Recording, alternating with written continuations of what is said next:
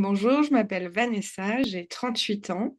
J'ai un parcours d'assistante de direction et assistante commerciale donc, que j'ai effectué pendant plus de 10 ans en tant que salariée. Et en 2019, je me suis lancée en tant qu'assistante virtuelle. Donc j'ai commencé mon parcours en tant que freelance à ce moment-là. Et on est aujourd'hui en 2025 et depuis, mon métier a fortement évolué.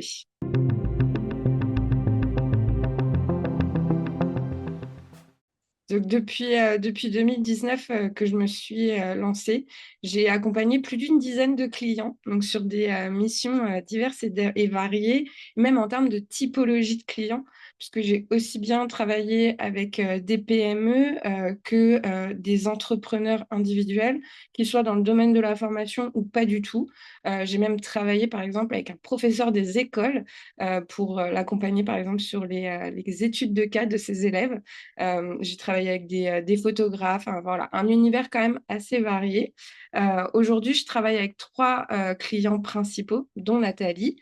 Donc je suis, en charge d'une manière générale, en fait, sur l'ensemble de mes clients, de tout ce qui va être gestion de projet, organisation, à l'interne et accompagnement, donc tout ce qui va être support client, gestion pédagogique, suivi pré-comptabilité également et je fais un tout petit peu de réseaux sociaux, sur Pinterest, exclusivement.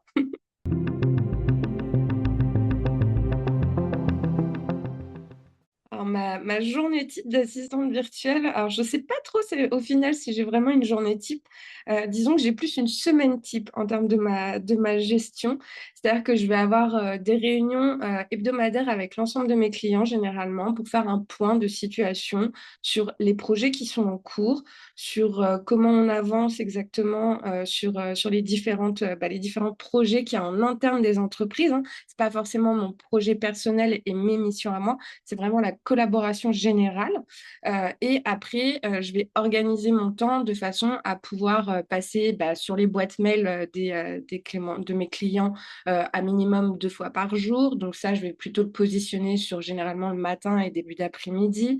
Je vais organiser mon temps et prioriser en fait chacune de mes missions, donc en fonction des besoins et des deadlines aussi que mes clients vont avoir. C'est-à-dire que si par exemple, j'ai un projet qui doit être mis en place pour le lundi suivant. Je sais que je vais devoir prioriser ce projet-là dans ma semaine. Si en plus je dois avoir des retours de mon client, etc., dessus, des étapes de validation nécessaires, là pour le coup, je vais l'anticiper de façon à ce que tout se déroule correctement.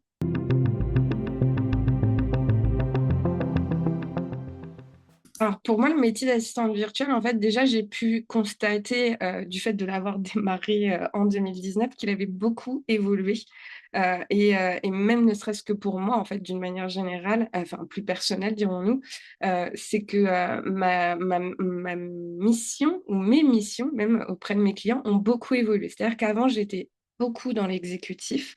Aujourd'hui, je suis beaucoup plus dans la gestion de projet, dans des missions, ce que j'appelle où j'utilise mon cerveau puisqu'en fait, je vais vraiment beaucoup plus approfondir, en fait, la stratégie de l'entreprise, des choses comme ça et accompagner mes clients sur ces besoins-là. Donc ça, c'est la 1re chose. Après donc ça, c'est pour moi déjà, c'est un gros bénéfice, parce que du coup, je suis plus une simple exécutante, j'ai vraiment beaucoup plus de valeur ajoutée à apporter à mon client. Donc ça, c'est la première chose que je dirais en tant que bénéfice du métier. Dans les autres bénéfices, moi, ce que j'apprécie, c'est mes collaborations diverses, parce que j'ai beau avoir 2 typologies de clients, une PME et des infopreneurs, c'est quand même 2 choses différentes malgré tout.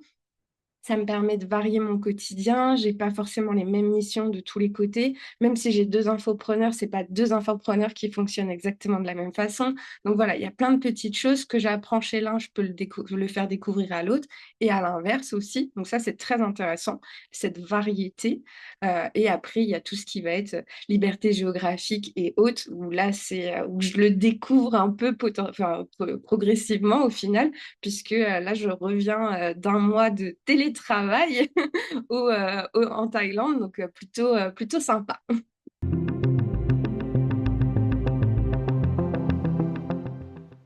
Donc moi, au niveau des challenges que j'ai rencontrés, déjà, ça a été l'évolution de mon métier. Ça a été, l'un de mes plus gros challenges, c'est-à-dire de passer de simple exécutante, justement à apporter plus de valeur ajoutée auprès de mes clients. Pour ça, j'ai été, déjà, je me suis formée, à revoir certaines bases et cetera, certaines choses. Après, il y a eu, la partie aussi prospection, recherche de clients, puisque, quand j'ai lancé mon activité, je me suis lancée toute seule sans passer par une formation ou quoi que ce soit.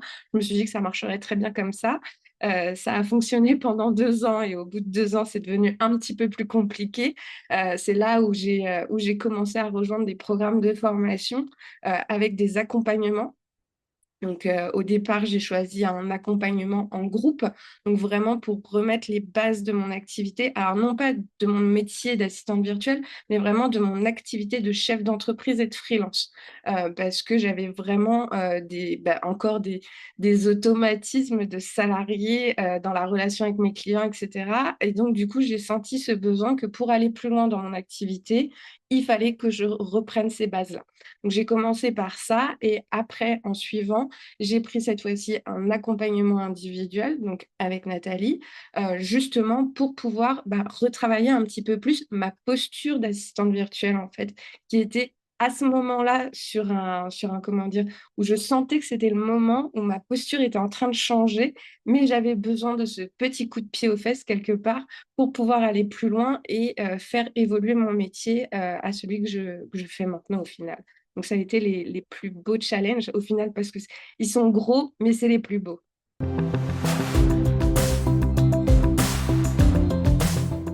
Pour moi, le métier de l'assistanat virtuel, en fait, déjà, il a beaucoup évolué ces dernières années, et aujourd'hui, en fait, je le vois vraiment comme, un tremplin. C'est-à-dire que faut savoir que je me suis jamais sentie, comme étant, un poisson noyé dans la masse en mode, «OK, il y a trop d'assistantes virtuelles et je vais jamais me démarquer du lot», ou «Le marché est saturé», des choses comme ça, en fait.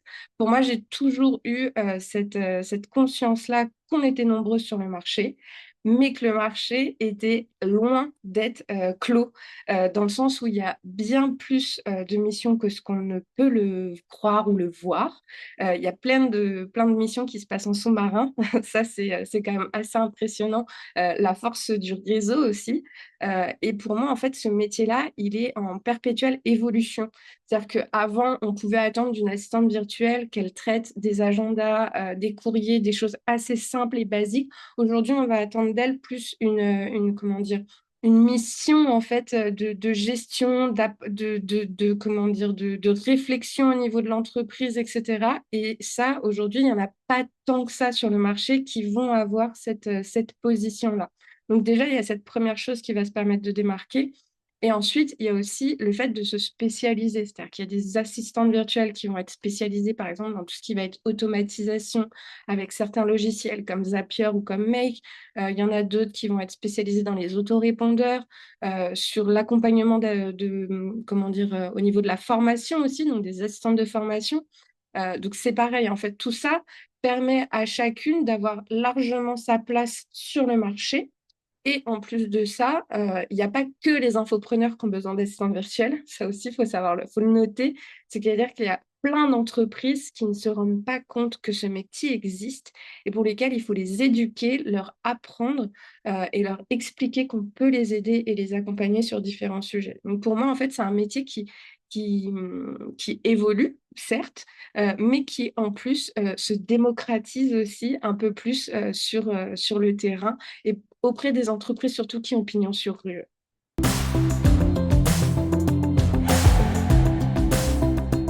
Alors mon conseil numéro un, si quelqu'un hésite à se lancer, ce serait plutôt de se faire accompagner.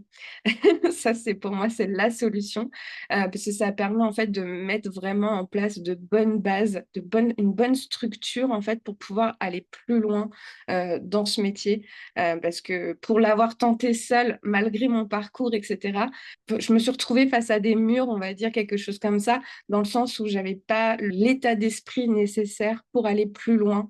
J'avais pas l'état d'esprit entrepreneurial parce que c'est on est assistante virtuelle certes, mais on est aussi chef d'entreprise et c'est cette partie-là, en fait, qui se travaille énormément et sur laquelle même encore aujourd'hui je travaille parce que, j'ai toujours de temps en temps, des phases de doute ou quoi que ce soit.